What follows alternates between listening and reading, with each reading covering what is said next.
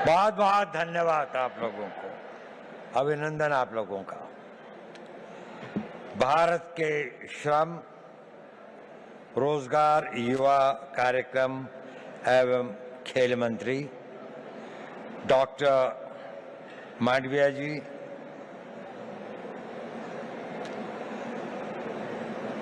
इस विभाग की सचिव श्रीमती पल्लवी गोयल, क्षमा कीजिएगा, और हमारी मिनिस्टर ऑफ स्टेट रक्षा खड़से जी और एडिशनल सेक्रेटरी श्री मिश्रा जी, प्रतिष्ठित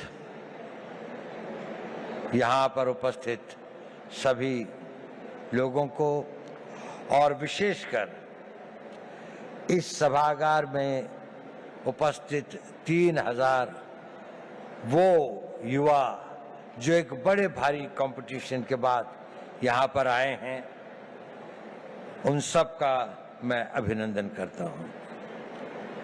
मैं आभारी हूँ माननीय मंत्री जी का, जिन्होंने मुझे यहाँ आने का ये अवसर दिया।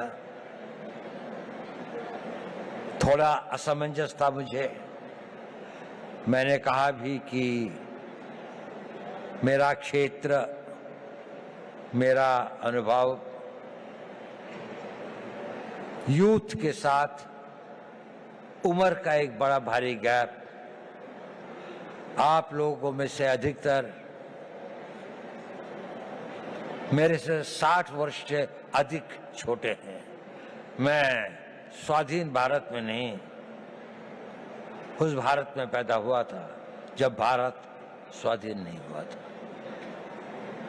तो मैं आपसे क्या बात कर सकता हूं? क्या चीज है जिस विषय पर मैं आप लोगों से बातचीत कर सकूं? जब मेरा यौवन था तो उसको मैं भूल चुका, बहुत समय हो गया, और जो आपका युवा काल है उसके अंदर इतना परिवर्तन आ चुका है कि मुझे कई चीजों का ज्ञान भी नहीं है। लेकिन एक चीज बड़ी कॉमन है, मैं जब युवा भी था और आज भी,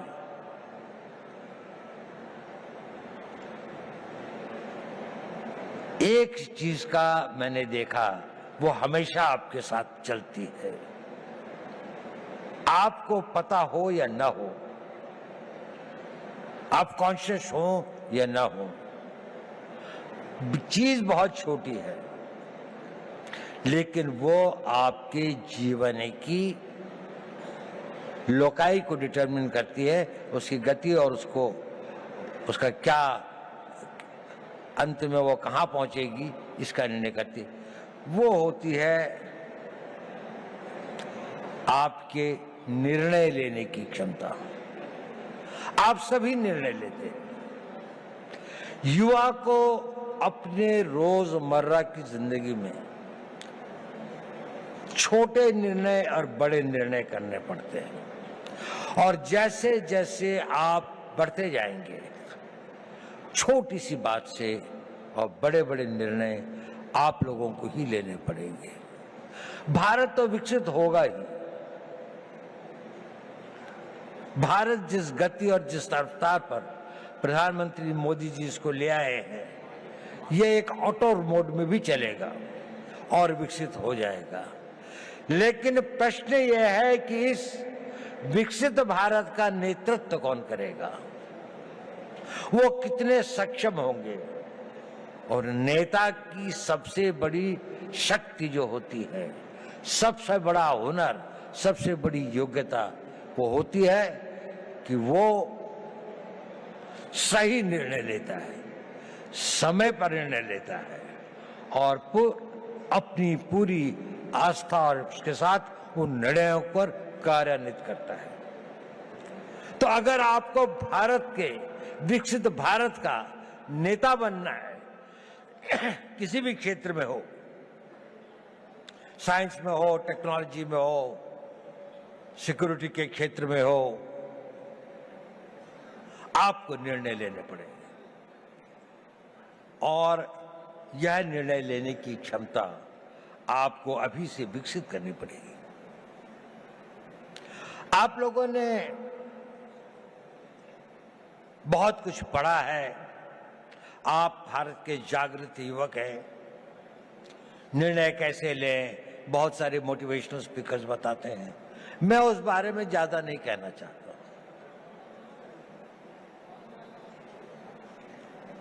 मैं छोटी सी बात कहना चाहता हूं, आप जब निर्णय लें तो आज के लिए नहीं, अपने आने वाले उस भविष्य के लिए निर्णय लें। दूरदर्शी भाव से निर्णय लें। आज का निर्णय तो लगता है कि ठंड बहुत है, रजाई में बैठे रहें, लेकिन अगर आपको कंट्री को रिप्रेजेंट करना है तो आपको लगता है नहीं, मुझे 4 बजे दौड़ने के लिए जाना ही चाहिए, मुझे अपनी फिजिकल फिटनेस रखनी चाहिए। अभी 1 जनवरी को कई लोगों ने बहुत सारे निर्णय लिए होंगे। कल से पक्का सोशल मीडिया नहीं देखूंगा, टाइम खराब नहीं करूंगा, जिम में रोज जाऊंगा, खूब दिल लगा के पढ़ाई करूंगा। कुछ करते हैं, कुछ नहीं करते। सही निर्णय लेना बहुत जरूरी है, बहुत आवश्यक है। अपने निर्णयों को दूरअंदेशी से करें। हर निर्णय को लेने के साथ ये सोचें कि इस निर्णय के बाद मेरा अगला निर्णय क्या होगा, अगला कदम क्या होगा। एक कदम उठाने से पहले अगले 2 कदम की सोचें। जीवन के अंदर में ड्रीम्स से जीवन नहीं बनते, पर ड्रीम्स उनको एक दिशा देते हैं, आवश्यक है। उन ड्रीम्स को डिसीजंस में बदलना पड़ता है और उन डिसीजंस को लाइफ की रियलिटीज में बनना पड़ता है। कुछ लोग जो इसे कर पाते हैं वो सक्सेसफुल हो जाते हैं, उन्हें सफलता प्राप्त होती है। बाकी लोग ड्रीम्स के से और डिसीजन तक के कुछ वाक हो जाते हैं, कुछ डिसीजन से इम्प्लीमेंटेशन तक में भटक जाते हैं, तो गंतव्य तक नहीं पहुंचते। आप सब लोगों में असीम संभावनाएं हैं। आप में यौवन की ऊर्जा है, आप में बड़े बड़े सपने हैं, आप में वो शक्ति है, आप में वो प्रवाह है जो ये कहता है कि मैं समुद्र को पी जाऊंगा, मैं दुनिया को बदल डालूंगा। उस तरह की शक्तियों को लेकर आप आए हैं और आप बहुत भाग्यवान हैं कि आप उस भारत में पैदा हुए, एक स्वतंत्र भारत में। ये स्वतंत्र भारत हमेशा ऐसा नहीं था जितना स्वतंत्र आपको दिखाई देता है। सदियों तक हमारे पूर्वजों ने इसके लिए बहुत कुर्बानियां सही, बहुत अपमान सहे, बहुत असहायता के दौर से गुजरे। कई लोगों को फांसी चढ़नी पड़ी, भगत सिंह को फांसी के फंदे को स्वीकार करना पड़ा, सुभाष बोस को जीवन भर संघर्ष करना पड़ा, महात्मा गांधी को सत्याग्रह करना पड़ा और अनगिनत लोगों को अपनी जानें देनी पड़ी। ये संघर्ष चलता रहा। हमारे गांव जले, हमारी सिविलाइजेशन को समाप्त किया गया, हमारे मंदिरों को लूटा गया और हम एक मूक दर्शक की तरह असहाय होकर इसको देखते रहे। यह इतिहास हमें एक चुनौती देता है कि ये उस भारत का आज हर युवक के अंदर वो आग होनी चाहिए कि मैं, प्रतिशोध शब्द अच्छा तो नहीं है, लेकिन प्रतिशोध भी अपने में एक बड़ी भारी शक्ति होती है। हमें अपने इतिहास का प्रतिशोध लेना है। हमने इस देश को फिर वहां पहुंचाना है जहां पर हम अपने हक, अपने विचार और अपनी आस्थाओं के आधार पर एक महान भारत का निर्माण कर सकें। हमारी एक बड़ी विकसित सभ्यता थी, हमने किसी के मंदिर नहीं तोड़े, हमने कहीं जाकर लूटा नहीं, हमने किसी बाहर के लोगों के ऊपर आक्रमण नहीं किया, जबकि सारी दुनिया बहुत पिछड़ी थी। परंतु क्योंकि हम अपनी सुरक्षा और हम अपने आप को समझ नहीं पाए कि हम को क्या खतरे हैं, हम उनके प्रति उदासीन रहे, तो हमें इतिहास ने एक सबक सिखाया। क्या हमने वह सबक सीखा? क्या उस सबक को हम याद रखेंगे? अगर आने वाली पीढ़ियां उस सबक को भूल जाएंगी तो ये इस देश का सबसे बड़ा ट्रेजेडी होगी। सेंट पीटर्सबर्ग के अंदर में एक बहुत बूढ़ा रवि रहता था, यू। वहां का जो बिशप था वो दोनों बहुत दोस्त थे। तो एक दिन बिशप उसके घर पे आया तो रवि जो था करीब 80-85 साल का था, तो उसकी आंखों में आंसू थे। उसने कहा, रवि क्या बात है, आज तुम उदास लग रहे हो? नहीं, उसने कहा सोच रहा था। उसने कहा क्या सोच रहे थे? उसने कहा मैं ये सोच रहा था कि जूस का क्या होगा। उसने कहा देखो पिछले 2000 सालों से तुम संघर्ष कर रहे हो, 2000 सालों से यात्राएं सह रहे हो, 2000 सालों से तुम्हारे ऊपर इतनी अधिक वो हुई प्रोग्राम थे दुनिया में, क्या तुम्हें इस बात का रोना आ रहा है? उसने कहा नहीं, मुझे इस बात का रोना नहीं आ रहा। मेरे विचार में यह ख्याल आया कि इन हजारों सालों तक संघर्ष की जिस परंपरा से जिस आग को जिंदा रखा है, कहीं आने वाली पीढ़ियां इसको भूल तो नहीं जाएंगी, और भूल तो नहीं जाएंगी कि हमें अपने आप को फिर से शक्तिशाली बनाना है, अपनी रक्षा करनी है। ये भाव था, ये बड़ा पावरफुल सेंटिमेंट है,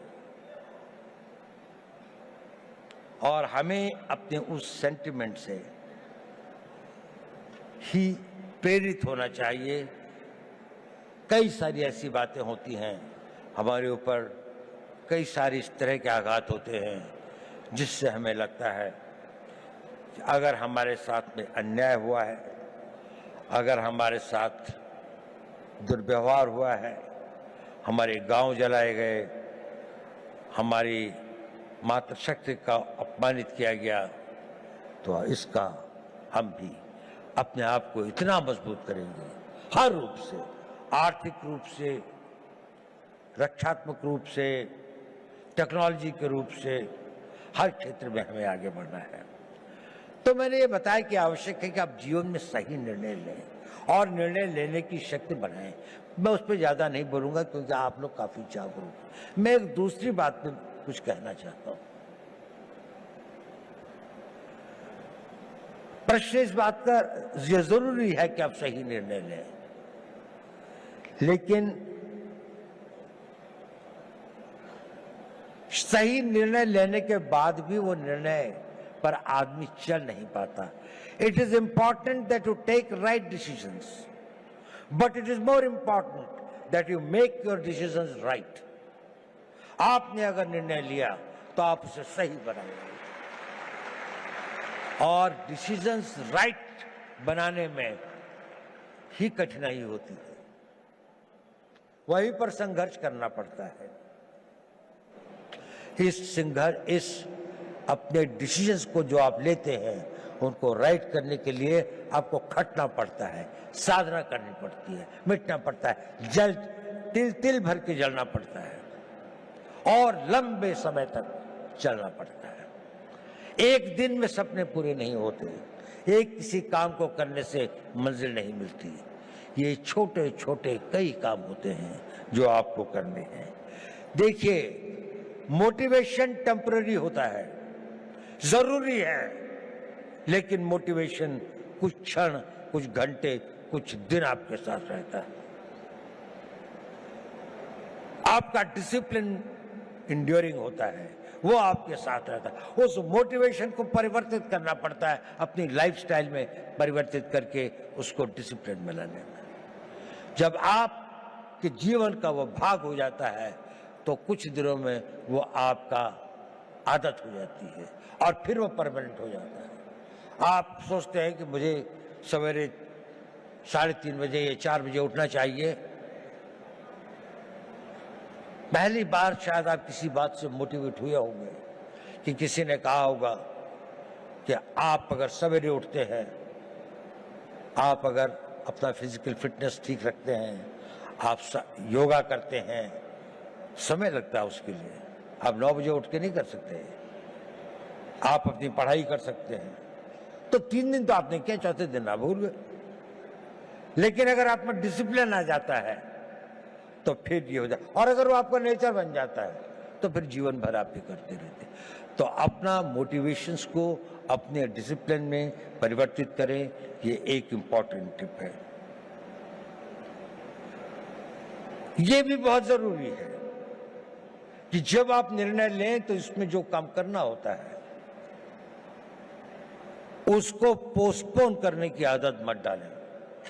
अगर कोई काम करना है तो वो अभी करना है, आज ही करना है। मैं इसको आधे घंटे के लिए नहीं पोस्टपोन करूंगा। अगर आपने उसको पोस्टपोन किया तो ये भी हैबिट फॉर्मिंग होता है, यह आपकी आदत बन जाएगी और आप जीवन में अच्छे कामों को करने की इच्छा तो होगी, लेकिन आप उसे पोस्टपोन करते जाएंगे। पोस्टपोन मत करिए। दूसरी बात, कभी कभी किसी कारणों से व्यवधान हो भी जाए तो don't quit. Tenacity is a very important power. आपकी लगन, उस लगन के साथ में लगे रहें, क्विट मत करें, सरेंडर मत करें। कष्ट आएगा, रुकावटें आएंगी, तकलीफें आएंगी, ठहरना होगा तो ठहरेंगे, लेकिन ना अपनी मंजिल छोड़ेंगे, ना अपना रास्ता बदलेंगे। आगे बढ़ेंगे तो पूरे जोश के साथ बढ़ेंगे। और एक बहुत बड़ी बात है कि अपने ऊपर विश्वास मत छोड़ें। स्वामी विवेकानंद जी ने कहा था, पुराना धर्म कहता है नास्तिक वो है जो ईश्वर पर विश्वास नहीं करता। नया धर्म कहता है नास्तिक वो है जो स्वयं पर विश्वास नहीं करता। यदि आपको ईश्वर पर विश्वास है तो अपने पर विश्वास करना सीखिए। आप इसको कर सकते हैं। ये शक्ति आप में अपने आप आ जाएगी अगर आप अपने आप को ये करेंगे। मैं आपसे ये सब क्यों कह रहा हूं? इसलिए कि आप भविष्य के नेता हैं। अगर आप भविष्य के नेता हैं तो आपको डिसीजन लेने पड़ेंगे। अगर आपको डिसीजन लेने पड़ेंगे तो आपको उन डिसीजंस को कामयाब बनाने के लिए पूर्ण आस्था, पूरी कमिटमेंट, पूरी मेहनत, पूरी लगन के साथ समर्पित होना पड़ेगा। लेकिन इसका एक और कारण भी है जो मैं ये बात आपसे कह रहा हूं। ये बात सही है कि नहीं मैं नहीं कह सकता, लेकिन ये मेरे 81 साल के जीवन का अनुभव है। और आप लोगों को गुमराह करने से बड़ा पाप मैं कोई नहीं कर सकता। मैं आपसे एक बात कहना चाहता हूं, ये मेरे अनुभव के आधार पर भी है और मेरा अनुभव मेरे अपने जीवन का नहीं और हजारों लोगों के साथ जो मेरे जीवन का अनुभव रहा उस पर भी। जब आप अपने आप को इस तरह से ढालते हैं, 5 साल का टाइम दीजिए, केवल 5 साल, कि मैं जो निर्णय करूंगा उस पर अटल रहूंगा। 5 साल अगर आपने यह काम किया, आप में एक अद्भुत एनर्जी पैदा होती है। वो होती है आपकी विल पावर। और ये सब जो मैं कह रहा था वो इसलिए कह रहा था, सही निर्णय लें, निर्णय पर अटल रहें, ताकि आप में वो विल पावर पैदा हो सके। और वो विल पावर क्या होती है, मैं आपको छोटी सी कहानी सुनाता हूँ। 11 अप्रैल 2011 को हमारे कंट्री की एक नेशनल वॉलीबॉल प्लेयर थी, उनका नाम था अरुणिमा वर्मा। वो वॉलीबॉल के टूर्नामेंट से आई और अपनी परीक्षा देने के लिए दिल्ली से लखनऊ जा रही थी। बरेली के पास कुछ डकैतों ने उस पर हमला कर दिया और लोगों से सामान लूटने लगे। अधिकतर लोगों ने दे दिया।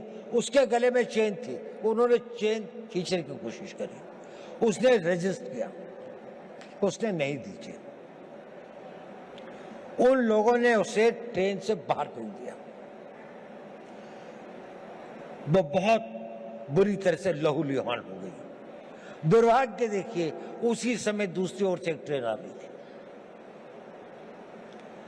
और वो ट्रेन से उसका पांव कट के अलग हो गया। रात के 2 बजे का समय था।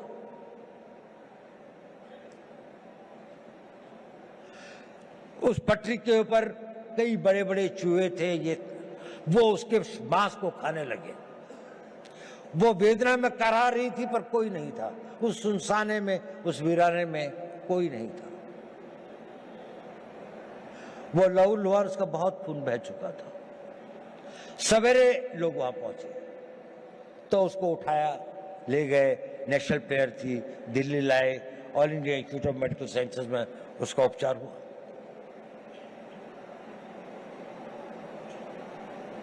और उसकी पूरी टांग काट दी, एम्प्यूट करनी पड़ी।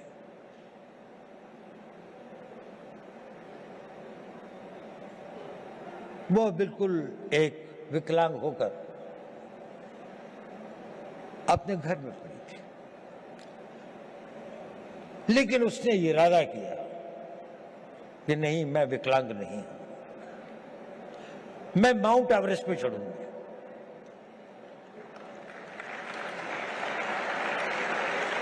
डॉक्टर्स ने कहा कि इस तरह की टांग से तो कोई चढ़ ही नहीं सकता और इसको भी स्टेबलाइज होने में तो कई साल लग जाएंगे। उसने कहा नहीं, मैं तो आज ही से प्रैक्टिस करूंगी। 13 मई 2013 को उसने माउंट एवरेस्ट पर चढ़ी। पहली एक पांव न होने वाली महिला में एक आर्टिफिशियल उसके साथ में, और वही नहीं, सबसे पहले चढ़ी टॉप पर। जो पूरा गैंग ग्रुप था उसके अंदर में वही बेस कैंप से सबसे पहले आती थी। क्या था उसके अंदर? Physical strength, opportunities, talent. इस सबसे ज्यादा उसके अंदर वो विल पावर थी।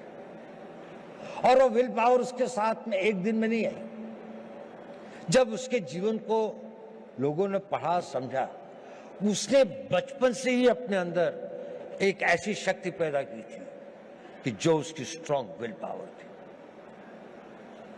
मैं चाहता हूं कि आप लोग इस 5 साल के शेड्यूल को फॉलो करें। इसके लिए नहीं कि निर्णय सही होंगे, इसके लिए नहीं कि निर्णय को आप निर्णय कर पाएंगे तो आपको सफलता मिलेगी, वो तो मिलेगी, लेकिन उस कमिटमेंट, उसके साथ में, रिगर के साथ में, उस डिसिप्लिन के साथ में अगर आप अपना जीवन जिएंगे तो आपके अंदर एक बहुत स्ट्रांग विल पावर पैदा होगा। और वो विल पावर एक इतनी बड़ी शक्ति होती है कि आप जो चाहोगे वो कर सकते हो। आप उसकी इच्छा करोगे, वो इतना बड़ा फोर्स मल्टीप्लायर होता है कि वो आपकी physical energy, mental calibre, mental talent वगैरह, एवरीथिंग एल्स, वो सब कुछ जीतती हुई आप देखोगे कि जीवन में ये असंभव चीजें क्यों होती हैं।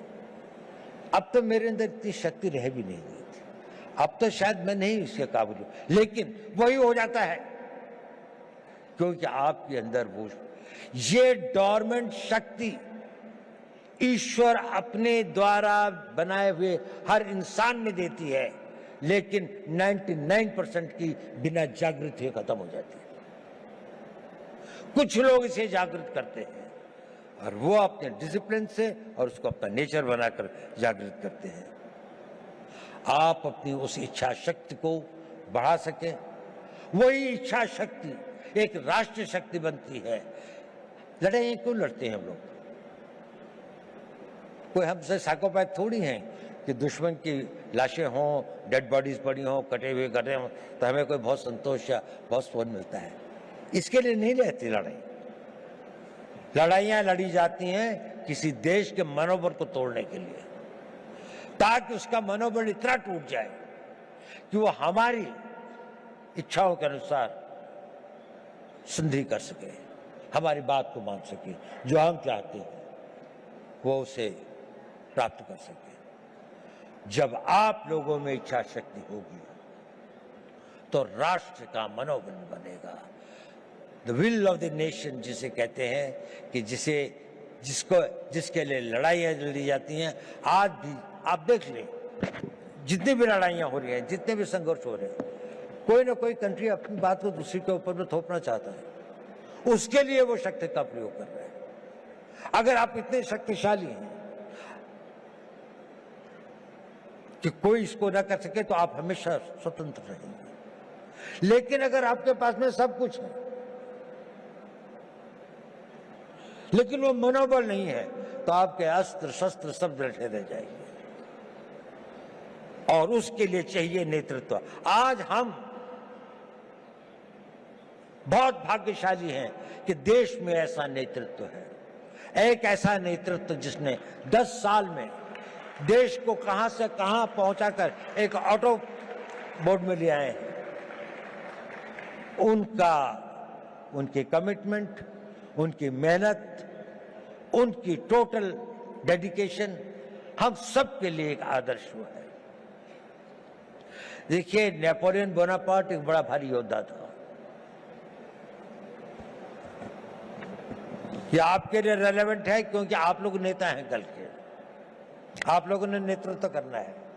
कोई आर्मी का जनरल बनेगा, कोई इंटेलिजेंस का चीफ बनेगा, कोई बहुत बड़ा डॉक्टर बनेगा, कोई इंजीनियर होगा, कोई बड़ा बड़ा एडमिनिस्ट्रेटर होगा, कोई बहुत अच्छा डिप्लोमेट होगा, कोई राजनीतिक नेता भी होंगे कुछ लोग।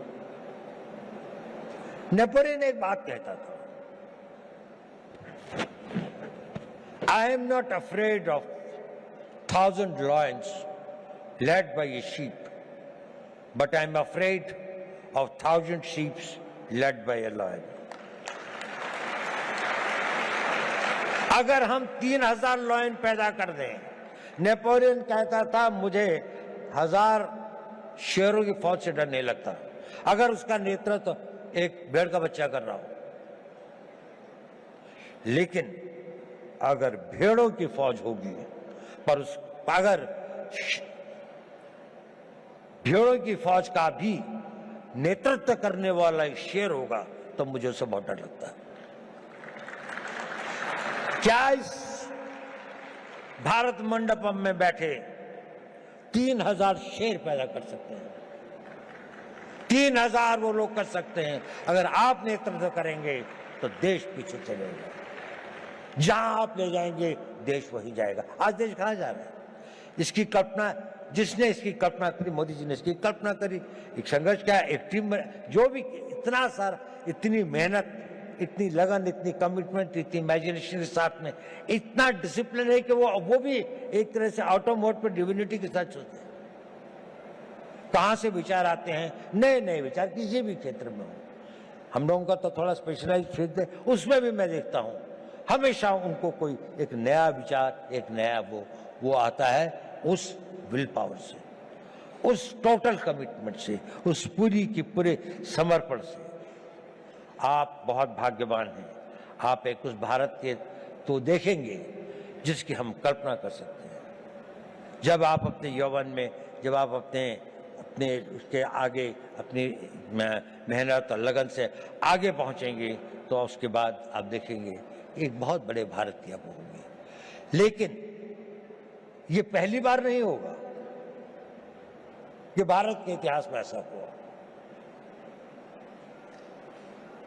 जब जापान का उदय हुआ तो वेस्ट के अंदर में एक बड़ी बहस चली कि क्या एशियन कंट्री कोई जो है वो वेस्टर्न कंट्री से आगे निकल सकता है। तो मैलिस एंडरसन करके एक हिस्ट्री के कैम्ब्रिज यूनिवर्सिटी के अंदर में एक हेड ऑफ द डिपार्टमेंट थे, उनसे कहा गया कि एक स्टडी की जाए कि ये इकोनॉमी जो है इसका क्या इतिहास रहा है। तो मैलिस ने किताब लिखी जिसका नाम है वर्ल्ड हिस्ट्री ऑफ इकोनॉमी, और उसने वो फर्स्ट सेंचुरी से लेके 19th सेंचुरी तक लिखी। और उसमें उसने कहा कि इसमें से 1700 साल तक अधिकतर इंडिया की नहीं तो कभी कभी चाइना की इकोनॉमी ही वर्ल्ड की सबसे बड़ी इकोनॉमीज थी। और बड़ी ही नहीं थी कि टुगेदर इन दोनों के बीच में लगभग 55 to 60% इकोनॉमिक पावर थी, बाकी सारी दुनिया में 40%। भारत ने बहुत बड़ी बड़ी सक्सेसेस देखी हैं। हमें 150-200 साल लगते हैं। ऐसे कई बड़े कालखंड आए हैं जिसमें वो अपनी पराकाष्ठा पर था, साइंस की, टेक्नोलॉजी की, आर्थिक विकास की, लेकिन हम वहां से गिर भी सकते हैं। There is nothing permanent in life. आपको अपने हर दिन की उसकी रक्षा प्रतिदिन करनी पड़ती है। ये एक परपेचुअल स्ट्रगल होता है। नेशनहुड और राष्ट्र को मजबूत रखना ये एक निरंतर संघर्ष है, जैसे कि आपका भी संघर्ष निरंतर है। ये कभी समाप्त नहीं होता। आखिरी सांस तक आपका जीवन तब तक सार्थक है जब तक आप सोचते हैं कि मेरे लिए करने के लिए कल भी कुछ है। अगर आपके पास कल कुछ नहीं है तो आपका जीना बेकार है। आप सोचते हैं और जो कल मैंने करना है वो डिसिप्लिन आपके अंदर वो इच्छा शक्ति पैदा कर देगी। उसके लिए शक्ति भी आएगी, समय भी होगा, संयोग भी होगा और आप उसे कर भी पाएंगे और आप कामयाब हों। मेरी यही शुभकामनाएं आप लोगों को मेरा बहुत बहुत।